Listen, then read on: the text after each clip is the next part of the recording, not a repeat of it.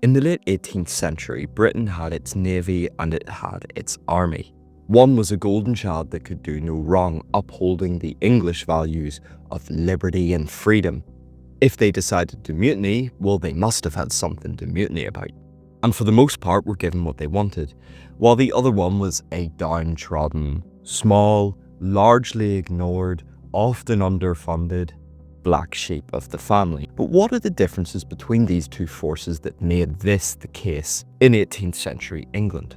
Well, first of all, it's vital to look at how they operated. The Royal Navy was very much seen as a vital part of Britain's foreign policy. Of course, the army were important, but everyone had an army, and only one country had the greatest navy in the world, and that was Britain after they had taken that mantle from the Dutch, who ironically lost that spot by focusing on their land forces. The army also had a very tarnished reputation in the UK. You have to remember at this point that the UK has been plagued with risings such as the Jacobites, United Irishmen, and to an extent the American Revolution, where their behaviour tarnished their reputation both with the public and Parliament.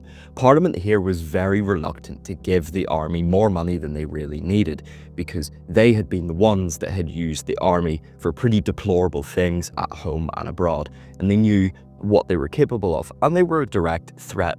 While the Royal Navy was a very powerful military force, it couldn't really do anything internally, and so was not really a public security risk like the army was. Parliament was constantly trying to slash the army's budget and simultaneously increasing that of the navy. As I've already said, the navy were seen as protectors of English values abroad. Realistically, they did the exact same thing the army did, they just couldn't do it in the UK. But there was also a difference in reputation. Now, for your average sailor and your average soldier, there wasn't really a difference. Soldiers were seen as kind of scum of the earth, and to be fair, so were sailors.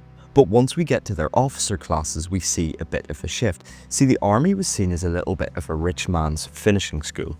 Officers would buy their commissions. I have a whole video on how that system works. And often it was seen as an economic investment, largely due to the fact that the British Army has a massive focus on command and control, where individual officers are not given as much leeway to act as maybe in other forces. When we go back to this period, it was even stronger. However, that's not really possible on a ship, especially smaller ships, where initiative is very much valued. In this case, in the Royal Navy, officers had to take exams. And the system was maybe not so much, but a sight more meritocratic and more respectable.